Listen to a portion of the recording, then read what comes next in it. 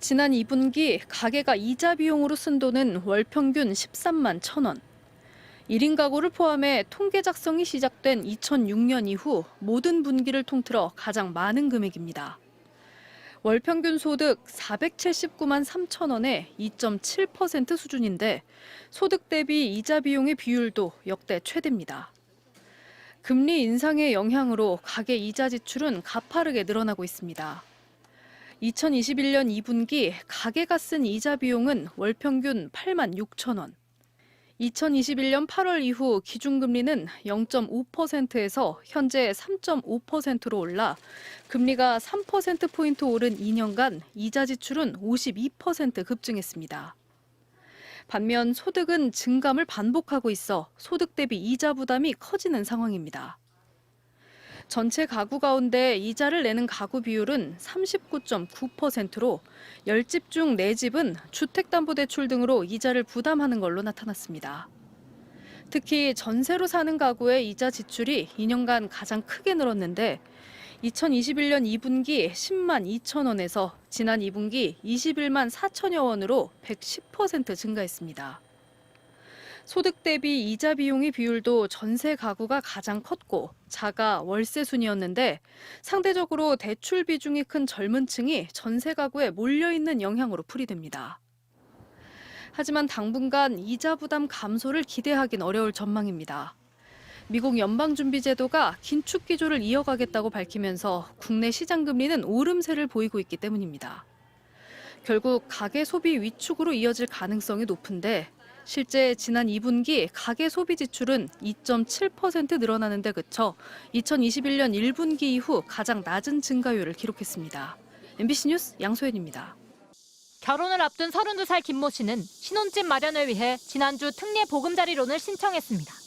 신청 액수는 최대치인 5억 원. 소득 수준에 관계없이 LTV가 완화돼서 대출을 적용받을 수 있다는 점이 있어서 특례 보금자리론으로. 연 4.4%의 고정금리는 다른 상품보단 낮은 편이지만 여전히 이자 부담이 만만치 않습니다. 초반부에는 200 한 중반 정도, 그 정도 나가게 될 것 같습니다. 열심히 벌어도 빨리 갚아야 돼요.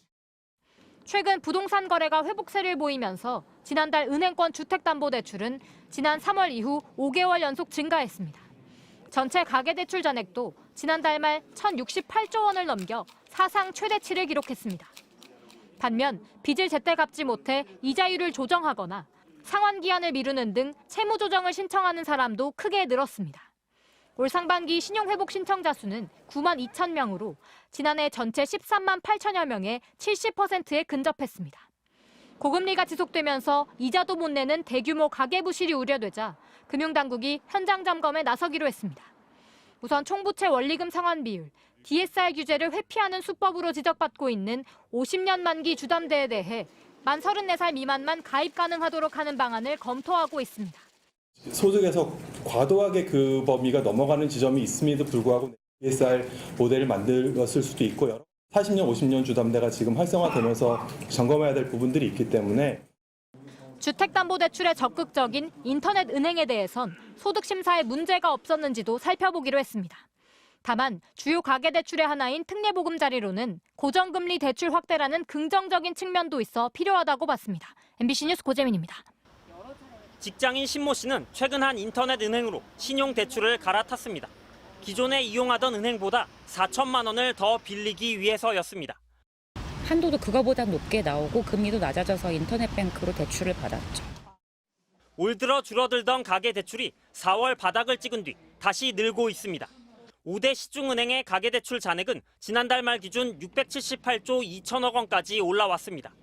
특히 주택담보대출은 6월 한 달 만에 1조 7천억 원이나 늘었습니다. 단기적인 현상인지 아니면 다시 이게 추세적으로 자리 잡을지 그것을 굉장히 바라보고 있고. 문제는 하반기에도 증가세가 이어질 가능성이 커졌다는 겁니다. 정부가 대출 관련 규제를 더 풀었기 때문입니다.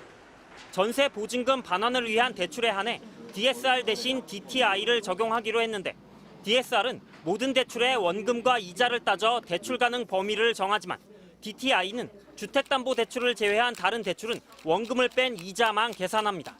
이렇게 되면 연소득 1억 원인 임대인은 금리 4%, 만기 30년 기준으로 지금보다 3억 5천만 원을 더 빌릴 수 있습니다.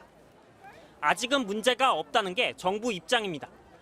다른 LTV나 그리고 소득과 관련된 심사 네, 부총리님 이건 그대로 그 가는데 설명에 대해서는 그 저도 부분에 관해서 제한적으로 하기 때문에 전체 가계부채 관리에 큰 영향을 미치지 않는다 이렇게 생각을 합니다. 하지만 우리나라의 GDP 대비 가계부채 비율은 102.2%로 이미 세계 주요국 중 1위입니다. 이 때문에 오는 13일 하반기 첫 기준금리 결정을 앞둔 한국은행의 고민도 깊어지고 있습니다. 가계부채를 잡으려면 기준금리를 올려야 하지만 그러면 경기가 어려워지기 때문입니다. 여기에 미국이 이번 달 금리 인상을 재개할 거란 관측마저 나오면서 한은의 결정에 관심이 집중되고 있습니다. MBC 뉴스 배주환입니다.